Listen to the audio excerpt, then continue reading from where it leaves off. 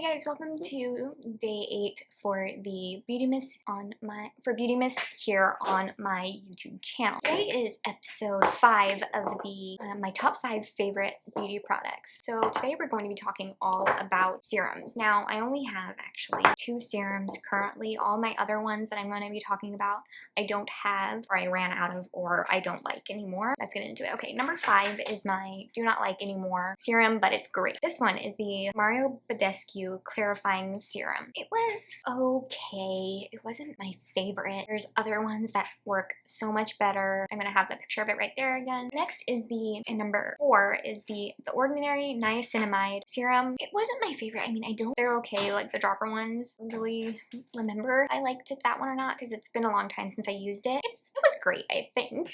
Okay, next is, in the 3rd spot is the Glow Recipe Dew Drops. Now, I only had the sample one of that, but I definitely do want to pick up at Sephora full size because I want to try it again and I want to see if I even do like it. Because from the first time I tried it, it seemed to be really nice and great. I definitely want to revisit that one and try it again. Next, in the 2nd spot is the ITK Nightly Clarifying Serum. This one is great. I recently tried it. It's great. It visibly reduces dullness and redness. I love it. And I'm not sure, they said, and in the website and on the video that when Brooklyn and Bailey were talking about it, they said it was like a plant-based retinol. I think that's what they said, or a retinol alternative. I think it's great, and that's why I got that. I wanted to try it, and I kind of wanted to get into retinol a little bit. I don't know if I should. It's also from ITK, and this one is in number 1 spot. This is actually empty, and I just wanted to share it really quick before I recycle it. This is the ITK